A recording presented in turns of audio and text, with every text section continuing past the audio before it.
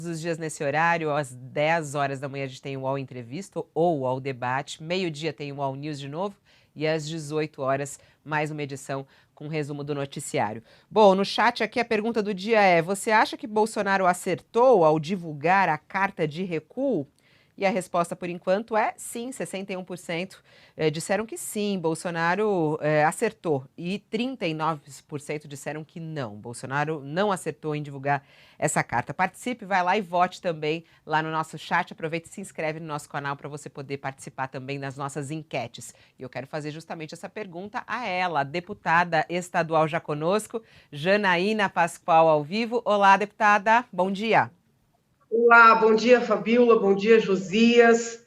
Eu já respondendo, né? Sim. Eu entendo que acertou sim. Nós não poderíamos seguir com aquela escalada, né, de ataques recíprocos.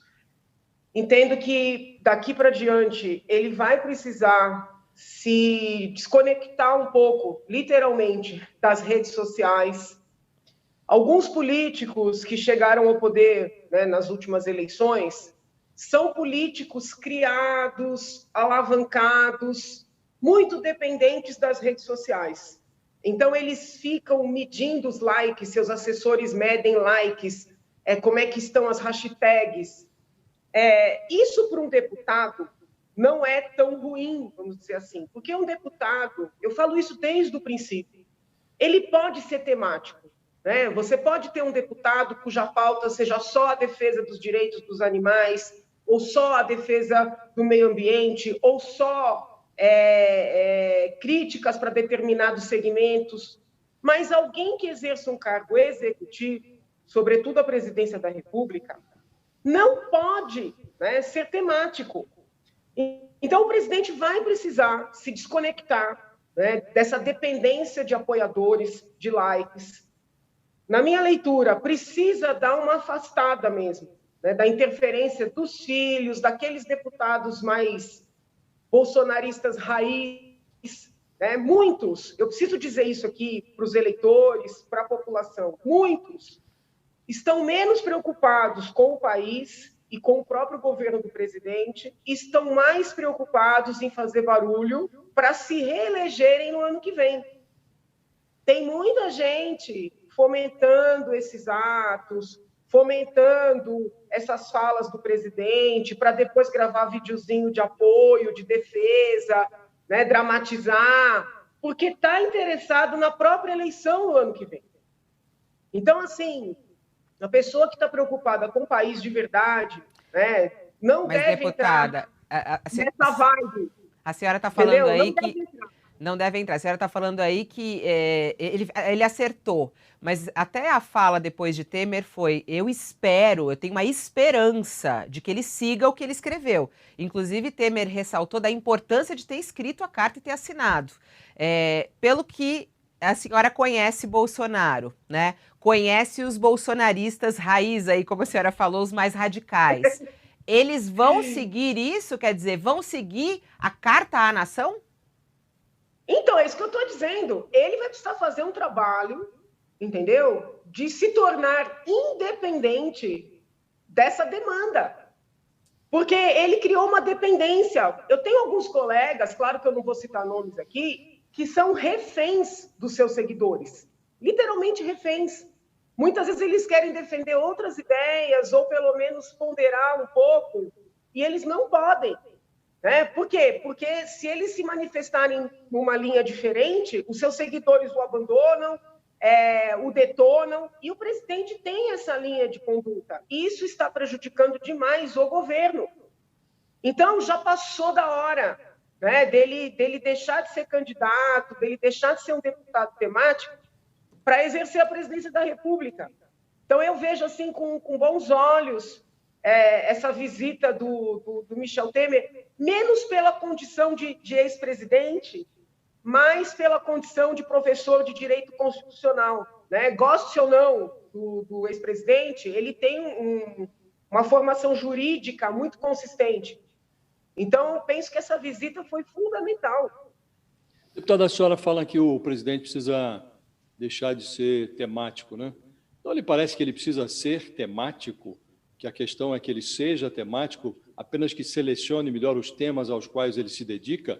Porque hoje você tem uma agenda do país que inclui aí quase 600 mil mortos da pandemia, mais de 14 milhões de desempregados, a inflação acumulada nos 12 meses já está encostando nos 10%, ontem estava em 9,68%, segundo o IBGE. Isso impõe sacrifícios muito maiores aos brasileiros mais pobres, né? E o presidente esteve, nos últimos 2 meses, acorrentado a uma agenda que incluía a defesa do voto impresso, que a Câmara até já enterrou, a convocação dessas manifestações antidemocráticas que ele protagonizou no dia 7 de setembro, defesa dos bolsonaristas, como o ex-presidiário Roberto Jefferson, preso por incitar a violência, a demonização de ministros do Supremo Tribunal Federal e do TSE. Não lhe parece que ele precisa ser temático, mas selecionar melhor os temas aos quais ele se dedica? Não, eu acho que não. Eu penso que um líder do Poder Executivo ele tem que tratar de vários temas ao mesmo tempo. Ele não pode ficar centrado numa única pauta. Por exemplo, quando eu faço críticas construtivas ao ex-ministro Sérgio Moro, que eu ainda vejo como uma opção no ano que vem, eu digo justamente isso, ele não pode ser temático, porque o ex-ministro só fala do combate à corrupção, que é importantíssimo. Mas se ele tem algum plano de ser candidato à presidência, ele precisa olhar, né, para a saúde, para a educação, para a economia, para a infraestrutura. Não, mas é isso que eu estou dizendo. É exatamente isso que eu estou dizendo. Tudo isso que a senhora está mencionando, saúde, economia e tal, o presidente não olha para isso. Ele é temático, mas os temas que ele aborda não têm o menor interesse. É uma agenda intoxicada, envenenada, né? Nas manifestações não foi falado nada sobre as crises brasileiras, né, que a gente está vivendo inúmeras, né? Por exemplo, aqui a crise hídrica, né, deputada, isso é de uma gravidade sem tamanho. Nem a imprensa acaba trazendo tanto quanto a necessidade, porque não há tempo, porque há um presidente da República trazendo outras coisas, né? Não. A única coisa que eu queria divergir aqui, respeitosamente, é quando se fala em manifestação antidemocrática. É muito perigoso utilizar essa terminologia, porque nós não podemos confundir as pautas defendidas por alguns manifestantes, que podem ser antidemocráticas, com a manifestação em si. No dia 7 de setembro, não houve nenhum ato de violência, nenhum ato de baderna, nada foi destruído, foi queimado, ninguém foi atacado. Então, eu não consigo aceitar, né, essa designação de manifestação antidemocrática. É muito perigoso isso. Eu sempre lembro do julgado do Supremo, na época que se debateu a Marcha da Maconha, dizendo o seguinte: a pessoa fazer uma marcha defendendo legalizar o uso, a venda de drogas, qualquer que seja a pauta, é um direito constitucionalmente assegurado. Então, eu penso que é desrespeitoso para com o cidadão. Mas, ô deputada, dizer que é uma manifestação antidemocrática. Desculpa lhe interromper, mas, por exemplo, é que eu até acompanhei nas suas redes sociais a senhora criticando principalmente a imprensa. Eu acho que um primeiro ponto é que não foi só a imprensa que falou isso. Foram, inclusive, governadores, agora os presidentes dos poderes, inclusive, todos eles se manifestaram. Tanto é que o presidente da República veio e recuou em relação a isso. A questão do antidemocrático é que a gente está falando que o chefe maior de um dos poderes, que são os pilares da nossa democracia, atacou um outro poder. Essa é a grande questão. Quer dizer, fechamento do STF. Quem esteve nas manifestações falava da quantidade de faixas que tinham nesse sentido. Isso é atacar a democracia brasileira, não é, deputada? Isso é algo antidemocrático. O problema é o seguinte: por que, quando a esquerda faz uma manifestação defendendo Venezuela, defendendo invasão de propriedade, por que a imprensa, os formadores de opinião entendem como exercício da liberdade de expressão e manifestação, mesmo não concordando, né? Ou dizendo que não se concorda? Por que entendem que é manifestação do direito manifestação de um direito constitucional e, no caso de uma faixa pedindo fechamento, que eram minoritárias, entende-se que não. Então, é um problema de concordar ou discordar. Mas a senhora acha que está no mesmo peso? Está no mesmo peso na sua análise? Eu levantei um discurso do deputado, eu não sei se ele ainda é deputado, mas na época era Valdir Damur, do PT, na época em que o presidente Lula foi preso, dizendo que o Supremo tinha que ser fechado, que alguma providência tinha que ser tomada, né? Eu não vi nenhum jornal na época dizer que o deputado tinha pregado crime, que a fala dele era antidemocrática. Eu levantei ontem, e o dia inteiro foi de briga por causa disso. Mas ele não era o presidente, não era o presidente da República falando, né? Deixa eu, deputada... Mas é isso que eu estou tentando explicar. Com todo respeito, vocês estão acusando um povo, né, um número grande de cidadãos, por força de uma fala do presidente. Sendo que quando o deputado falou, por exemplo, se fosse um deputado da direita falando o que o deputado Valdir falou, é Vadir, eu acho, não é Valdir, instaurar-se-ia um inquérito. Os deputados que estão inclusos lá, nos tais inquéritos no Supremo Tribunal Federal, né, inquéritos fictícios, confeccionados, né? Esses deputados não falaram nada pior, e eu não concordo com o que eles falam, não concordo. Não falaram nada pior do que falou o deputado Vadir, ou Valdir. Deixa eu colocar a questão em outros termos, então, deputada. Eu acho que a senhora tem toda a razão, e eu concordo com o seu ponto de vista, quando diz que deve-se louvar o direito inalienável de qualquer um de sair às ruas para defender qualquer coisa, o que bem entende. Agora, o que nós estamos discutindo aqui é o papel de um presidente da República, eleito por 58,8 milhões de brasileiros, para resolver os problemas do país. Este presidente, ao invés de se dedicar aos problemas do país, e a pauta é enorme, ele se dedica, e fez isso nos últimos 2 meses, à convocação de manifestações com essa pauta que nós estamos conversando aqui. Descumprimento de ordens judiciais. A senhora é advogada. Descumprir ordem judicial, o presidente pregou isso em praça pública. Dizer que o presidente do Supremo tem que enquadrar um ministro que ele considera canalha, porque o ministro o investiga seus filhos, investiga os seus aliados, num inquérito, que é muito questionável o inquérito, mas o presidente só descobriu as suas fragilidades 2 anos e meio depois, recorreu agora, recentemente, porque lá atrás o Supremo estava cuidando do caso do filho dele, o Flávio Bolsonaro, que o Toffoli deu 6 meses de prazo, numa liminar absurda, o Gilmar Mendes retardou por 6 meses o julgamento da questão sobre o foro do Flávio Bolsonaro. Quer dizer, é disso que nós estamos falando, é o presidente com tantas pautas sérias a tratar, convocando esse tipo de manifestação. Então, e o presidente, sim, eleito para defender ali esses interesses da sociedade, ele está ecoando, vocalizando pautas antidemocráticas. Não lhe parece isso, abstraindo esse ponto que a senhora levanta e que é, de fato, defensável. Cada um tem o direito de sair à rua para expor as faixas que quiser, as mais absurdas, inclusive. É tão interessante que nessa manifestação do dia 7... Só me diz, antes da senhora, só me diz se a senhora concorda que o presidente se comporta de forma inadequada. A senhora acha que está bem... Mas, gente, eu falo isso desde o primeiro momento. Né? E a senhora não acha que as pautas dele são antidemocráticas? Algumas sim, outras não.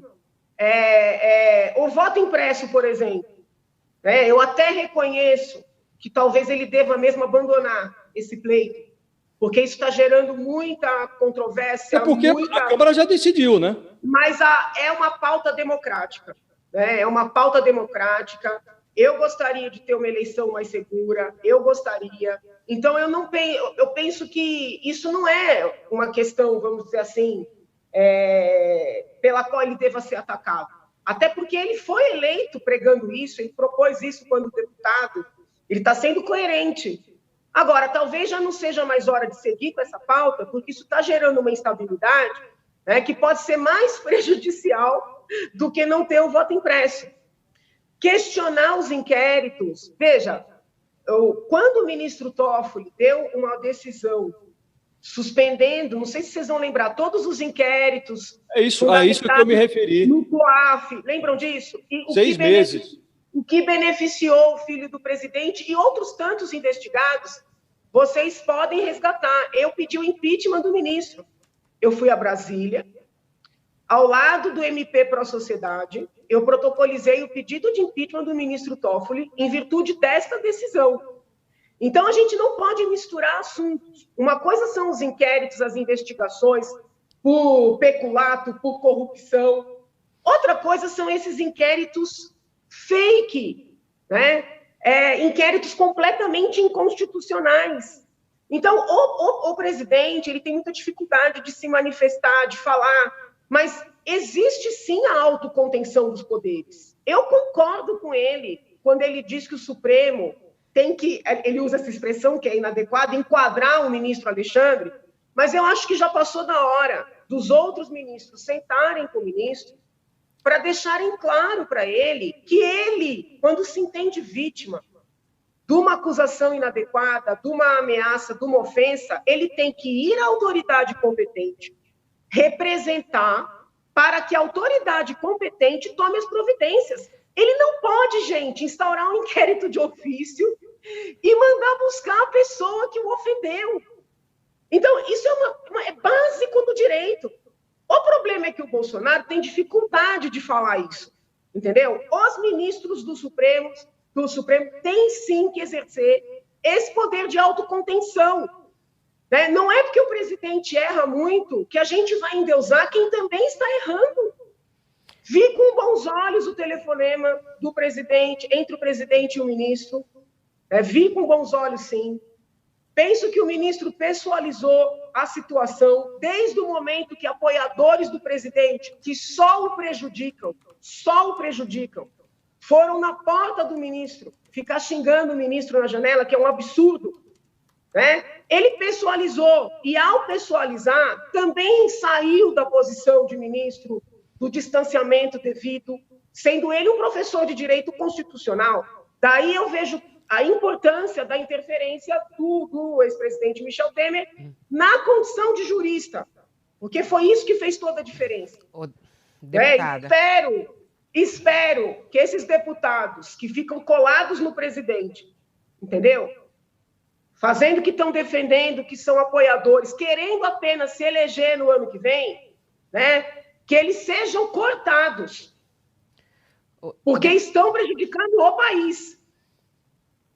Deputada, em março de 2020, a gente até já comentou sobre isso aqui, a senhora lá na Alesp pediu a saída do presidente Bolsonaro, falou que ele não tinha a menor responsabilidade, tem que arrancar aquele homem de lá, falava que o impeachment era um processo que ia demorar muito, mas que tinham que tirar o presidente de lá.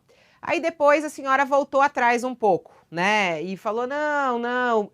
Perdoou o presidente da questão da pandemia? Veja, a gente tem uma manifestação, deixa eu só concluir aqui, a gente tem uma manifestação prevista aí no país para o próximo domingo que pede a saída do presidente, inclusive essa manifestação de apoiadores, né, que apoiaram a sua candidatura, muitos eleitores seus, inclusive, estarão nas ruas agora no próximo domingo. Qual é a resposta que a senhora dá a ele? A senhora acha que o impeachment do presidente tem que ser defendido mesmo ou não? Então, vamos lá. Impeachment é um remédio constitucional que todo e qualquer cidadão pode propor. Então, eu não vou tratar impeachment como golpe, tá? Então, a gente tem que ter coerência na vida. Manifestação é um direito. Então, as pessoas, eu conheço várias, né, que foram no dia 7, tanto de um lado quanto do outro, e que pretendem estar nas ruas nesse final de semana, e eu respeito. E, como em todos os momentos, só peço, né, ponderação, vamos dizer assim, que seja tudo muito pacífico, né? Quero crer que será. Agora, não irei às ruas no dia 12, não irei. Perdi completamente a confiança, né, nos agentes que estão convocando essas manifestações. Não acho que o interesse seja o país. Pode até ser que eu esteja equivocado, mas não vejo assim. Entendo que pessoas que não têm condições de se elegerem, né, à presidência da República estão fomentando esse ato porque querem derrubar o presidente para se viabilizarem como opositores do ex-presidente Lula. Então, é a minha leitura. A minha fala lá na Assembleia, né, foi uma fala de indignação no momento da maior gravidade da pandemia, em que o presidente parecia não perceber o que estava acontecendo. Então, eu sabia que aquilo não era um crime de responsabilidade, então não havia elementos para impeachment. Eu falava, pelo amor de Deus, se o senhor não quer ajudar, saia, entendeu? Naquele momento, a postura dele foi muito inconveniente, né? Não obstante, no passar do tempo, as políticas adotadas pelo governo dele, eu acho que isso ninguém nega, que o governo dele é bom, né? Ele causa demais, ele apronta demais, ele fala o que não deve, mas assim que os ministros estão fazendo um bom trabalho. A senhora acha mesmo isso, é? A senhora acha que ele merece ser reeleito? Não, aí é outra história. Opa! Não, vamos lá. Eu penso que o governo dele está seguindo bem, que os ministros estão fazendo um bom trabalho, conseguiram fazer essa parte do auxílio emergencial de maneira, assim, exemplar. No Ministério da Saúde, tudo está seguindo, tá? Ele tem uma linha com a qual eu concordo, de um pouco mais de democracia em lidar com o cidadão. Então, por exemplo, eu sou contrária a passaporte da vacina, eu sou contrária empresas públicas ou privadas proibirem a pessoa de entrar para trabalhar se ela não apresentar o comprovante de vacinação. Eu penso que nós temos que colocar a liberdade individual à frente. Recebo muitos médicos que têm várias dúvidas sobre vacinar, por exemplo, crianças de tenra idade, e na medida em que algumas verdades são impostas, nós perdemos a oportunidade de ouvir divergência, de refletir, de reavaliar. Então, eu acho que o governo dele está indo muito bem. Merecer ser reeleito, o meu medo, Josias, do eventual segundo mandato do presidente, não é dele, vamos dizer assim, declarar aí qualquer tipo de ditadura. Eu não vejo de verdade essa possibilidade. O meu medo é o seguinte, como ele é muito acostumado a governar no conflito, né, é que nós tenhamos aí mais 5 anos dessas idas e vindas, entende? Dessas idas e vindas, e eu vejo essas idas e vindas como algo muito prejudicial ao país, né? A tranquilidade para que venham investimentos, a tranquilidade para que as pessoas permaneçam aqui. Então, uma coisa é reconhecer que o governo vai bem, outra coisa é dizer, não, ele merece ser reeleito. Eu penso que ele tem aí 1 ano para mostrar que tem condições de seguir. Agora, eu já te disse na nossa última conversa, que, a depender do oponente, eu vou votar nele, entendeu? Aí, infelizmente, nós vivemos o karma, de ter que eleger o menos ruim dos possíveis. Então, assim, vamos ver como é que vai estar o cenário. Eu tenho muito medo de um segundo mandato, não por qualquer autoritarismo, não vejo essa possibilidade, mas por essa instabilidade de ter alguém que, ao que parece, só consegue governar no conflito. Deputada Janaína Pascoal, muito obrigada pela sua entrevista aqui, bombando nos comentários aqui, muita gente falando aqui a respeito, sim, contra, enfim, e falando muita gente que vai nas manifestações no próximo domingo. Muito obrigada e até a próxima. Fiquem com Deus. Fica com Deus. Obrigada. Josias de Souza, agora você vai descansar.